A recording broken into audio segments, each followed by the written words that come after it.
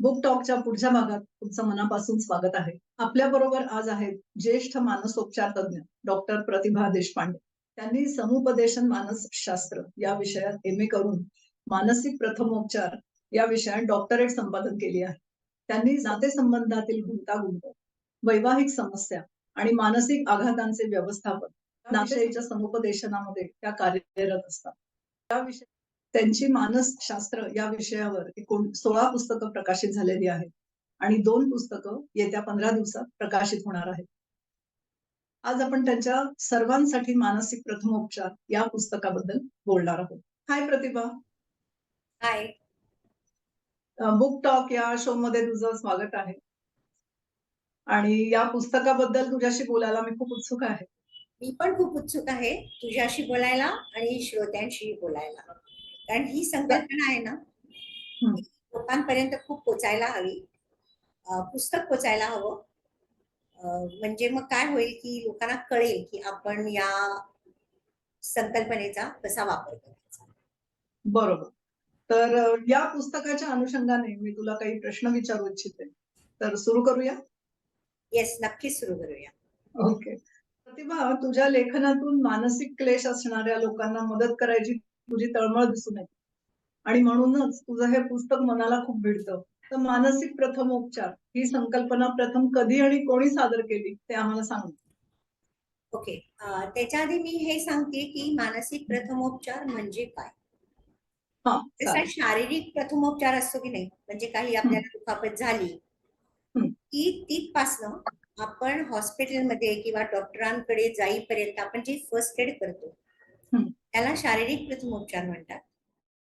आणि मानसिक प्रथमोपचार म्हणजे काही मनाला जखम झाली, कठीण प्रसंग असतात, संकट येतात किंवा फार पूर्वीचे प्रसंगही आपल्यामध्ये रुतून बसलेले असतात की जे आपल्याला ट्रॉमा, मानसिक आघात म्हणतो, त्याच्यासाठी हा शब्द वापरला जातो की त्याच्यावरची जी उपचार पद्धती असते ती उपचार पद्धती कितपर्यंत की माणसाची मानसिकता समुपदेशनासाठी तयार होईल इथपर्यंत जे हे उपचार असतात. त्याला इंटरव्हेन्शन असं इंग्लिशमध्ये नाव आहे. सो मानसिक आघातापासून वाचवण्यासाठी, मनाला वाचवण्यासाठी ही उपाययोजना केली जाते. त्याला मानसिक प्रथमोपचार असं म्हणतात. कधी आणि कुठे कशी निर्माण झाली ही संकल्पना, तर ऍक्च्युली फार पूर्वीपासूनची संकल्पना आहे. म्हणजे बघ, पूर्वी वॉर व्हायची आणि ही फॉरेनची संकल्पना आहे, म्हणजे इंडियातली ही नाहीये संकल्पना. आपल्या उपनिषदामध्ये किंवा ऋग्वेदांमध्ये वगैरे याचा उल्लेख आहे, पण तो वेगळ्या स्वरूपात आहे, या नावाखाली नाही स्वरूपात. तर ही कल्पना अमेरिकेमध्ये मिड 20th सेंचुरीमध्ये तयार झाली, निर्माण झाली.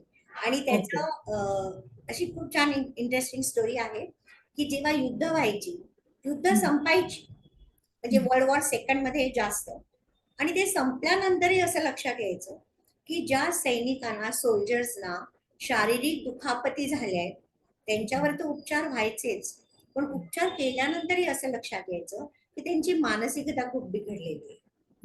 आणि मग लक्षात यायला लागलं की त्यांचे आयुष्य, पुढची आयुष्य जी आहे ती सगळी ट्रॉमॅटिक व्हायला लागली, आघातपूर्ण, म्हणजे ते बाहेरच येईना त्या मानसिक धक्क्यातनं. आणि तेव्हा ही संकल्पना रुजली की यासाठी एक वेगळी उपचार पद्धतीची गरज आहे, आणि ती उपचार पद्धती म्हणजे मानसिक प्रथमोपचार किंवा सायकोलॉजिकल फर्स्ट एड. ओके. त्याच्यानंतर national centre for post traumatic stress डिसऑर्डरने त्याबद्दल असं म्हटलंय, त्यांची अशी डेफिनेशन आहे, मी डेफिनेशनच वाचून दाखवते. आपत्ती आणि दहशतवादाच्या काळानंतर लोकांचा प्रारंभिक त्रास कमी करण्यासाठी काही दीर्घकालीन अनुकूल कार्यप्रणाली वाढवण्यास मदत करणारी यंत्रणा म्हणजे मानसिक प्रथमोपचार. तर त्याच्यामध्ये त्यांनी मुख्य काय दिलं की एम्पॅथी, सम अनुभूती देऊन त्यांची मानसिक स्थिती स्थिर करणं, तणाव वाढण्यापासून त्यांना रोखणं आणि मानसिक क्लेश कमी करणं, अशा स्वरूपाचे उपचार यामध्ये समाविष्ट होते. आणि गंमत म्हणजे 2006 मध्ये US डिपार्टमेंट ऑफ वेटरनर्स अफेअर्स च्या फेडरेशनने कॅबिनेट लेवलची एक एजन्सी द्वारे एक ही उपाययोजना सुरू केली गेली. त्याच्याबद्दल खूप कॉन्फरन्स झाल्या, त्यांनी खूप डिस्कशन झालं आणि त्याच्यानंतर एक अशी प्रणाली तयार केली गेली की ज्याच्यामध्ये समुपदेशन नाही, पण त्या लोकांना मानसिक आघातापासून किंवा मानसिक अजून दुखापतीपासून वाचवण्यासाठी हे इंटरव्हेन्शन प्रोग्राम हा तयार केला गेला. सो ही त्याची मागची स्टोरी आहे. आणि हे जास्त करून ना ललिता हे नॅचरल कॅलॅमिटी मध्ये जास्त करून तेव्हा वापरली गेली आणि त्याच्यासाठी निर्माण केली गेली. म्हणजे मग काय असतं की वॉर असतो, दुष्काळ असतो, पूर असतो, अतिरेकींचे हल्ले असतात. असं म्हटलं तर की मास जिथे नंबर ऑफ पीपल मोर आहेत तिकडे ही प्रणाली वापरण्याची पद्धत होती. ही इंडिव्हिज्युअल काउन्सिलिंगला वापरण्याची ही तेव्हा सुचली नाही कोणाला आयडिया. ओके. प्रथमोपचार ही संकल्पना तू कधी प्रथम ऐकलीस आणि हा तुझा सगळा प्रवास कसा सुरू झाला ते आम्हाला सांग. हे बघ, मी जेव्हापासून काउन्सिलिंग सुरू केलं ना तेव्हापासून माझा हा सतत प्रयत्न होता की आपल्या काउन्सिलिंगच्या सेशन्स मध्ये किंवा पद्धतीमध्ये आपल्याला अजून अजून अजून काय सुधारणा करू शकतो. सांगायचं ना म्हणजे सायकोलॉजी मध्ये रिसर्च जे झालेत ना ते इंडियामध्ये फार कमी झालेत, हे जास्त करून अमेरिकेमध्ये झालेत रिसर्च. सो मला असं वाटलं की अशी काय रिसर्च पेपर्स मला हे फक्त अमेरिकेचे का मिळत आहेत किंवा फॉरेन कंट्रीजचेच का मिळत आहेत. आणि मी हे जेव्हा नीट बघितलं रिसर्च पेपरवर तेव्हा माझं असं लक्षात आलं की नाही, भारतात सुद्धा खूप ह्याच्यावर रिसर्च झाला, वेगळ्या स्वरूपात झालाय. म्हणजे समुपदेशनामध्ये झालाय, काउन्सिलिंग मध्ये झालाय, थेरपीज मध्ये झालाय त्याचा. आता आपण थेरपीज म्हणतो किंवा कोणीतरी आपल्याकडे काउन्सिलिंगला आलं की बेसिकली काय केलं जातं, काउन्सिलिंगची प्रोसेस अशी असते की त्यांचा काय प्रॉब्लेम आहे आणि तो ऐकता ऐकता समुपदेशक जो असतो किंवा काउन्सिलर जसा आपण आता शब्द वापरूया, काउन्सिलर काय करतो की मनातल्या मनात तो एक आराखडा तयार करतो की हा इथे इथे इथे हे ब्लॉक्स आहेत किंवा इथे पॉकेट्स आहेत की जिथे हा माणूस समोरचा आहे त्याला त्याच्यामुळे त्याच्या बिहेवियरमुळे किंवा त्याच्या थिंकिंग प्रोसेसमुळे किंवा त्याच्या डिफेन्स मेकॅनिझममुळे त्याला हा प्रश्न जेवढा त्या प्रश्नाची जेवढी इंटेन्सिटी आहे त्याच्यापेक्षाही खूप जास्त प्रमाणात हा ट्रॉमॅटिक होतो.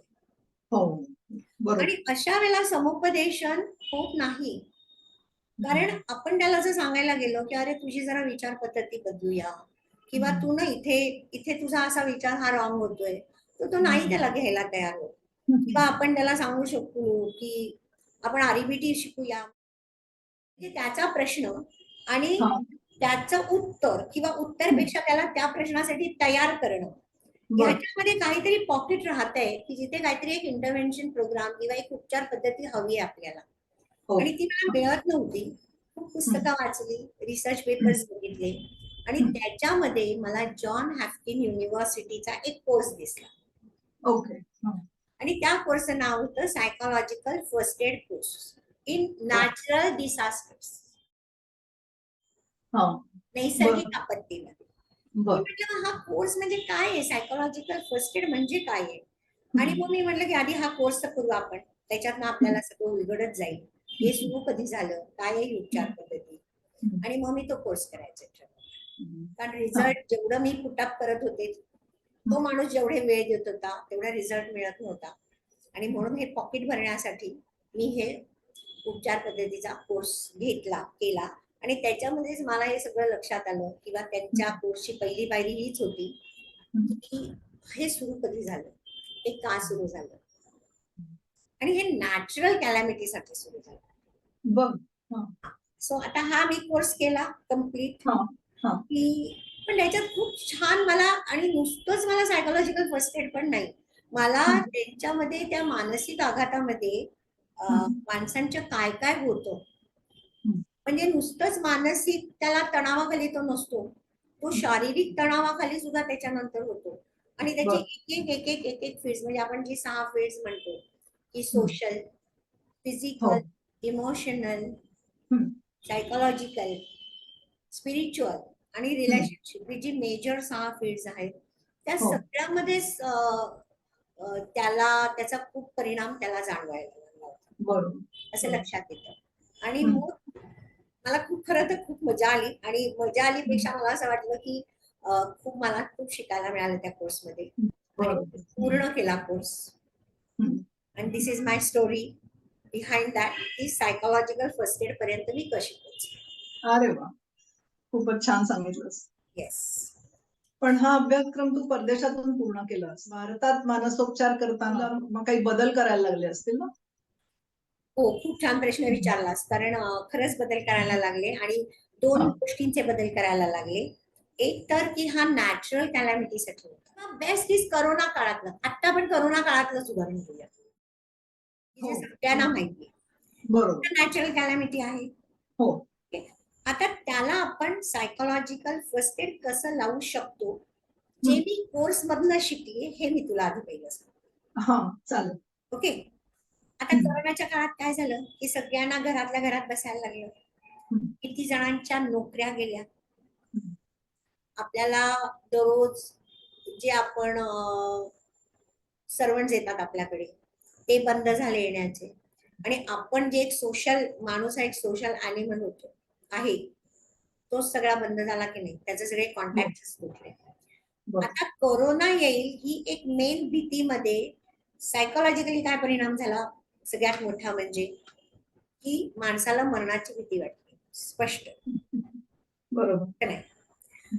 आता बघ, मला आठवतंय की माझी मुलं परदेशात आहे, तर त्यांनी आम्हाला जेव्हा फोन करून सांगितलं की तुम्ही खूप काळजी घ्या स्वतःची, कारण तुम्हाला काही झालं तर आम्ही येऊ शकणार नाही.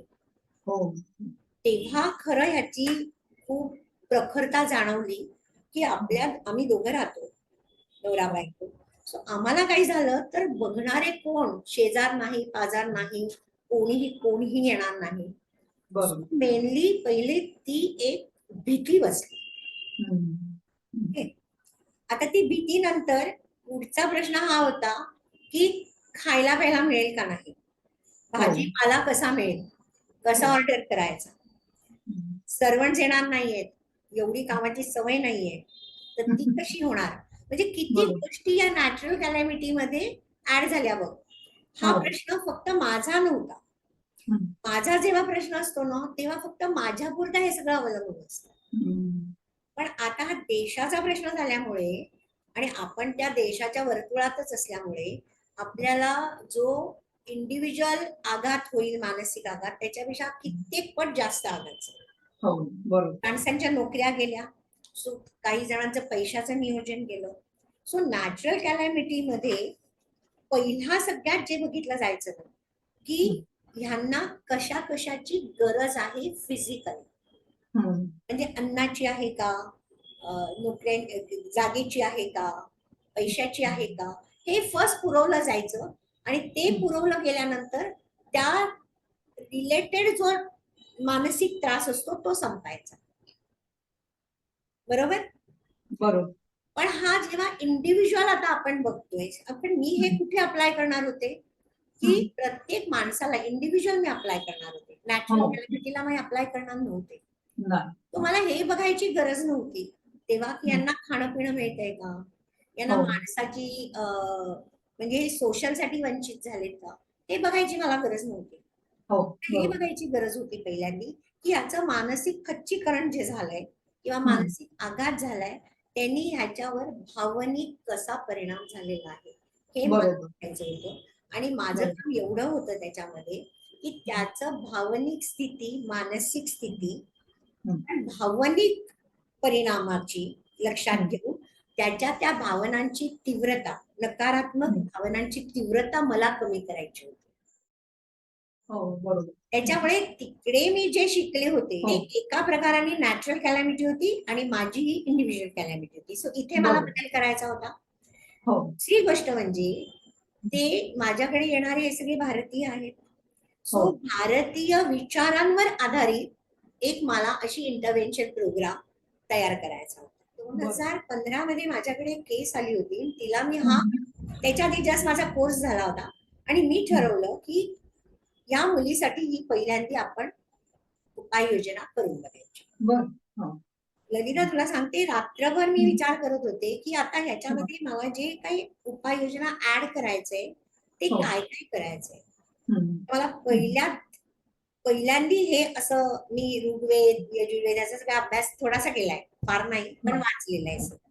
तेव्हा मला असं मिळालं की आपले पूर्वज किंवा आपल्याला बघ लहानपणी सांगितलं जायचं की या या या या या या गोष्टी तुम्ही करा, प्रार्थना करा उठल्यावर वगैरे.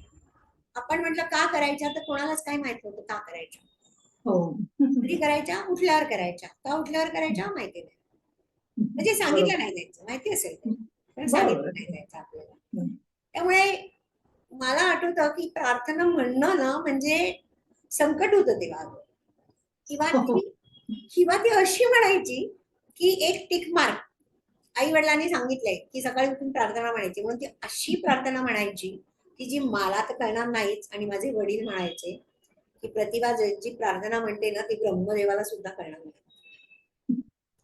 मग माझा तसा अभ्यास सुरू झाला की म्हणजे काय, कशी करतात, त्याच्यावरचे सायन्स काय. बरं असं आहे ग की आता आपण ना भाबडे लोक नाही राहिले.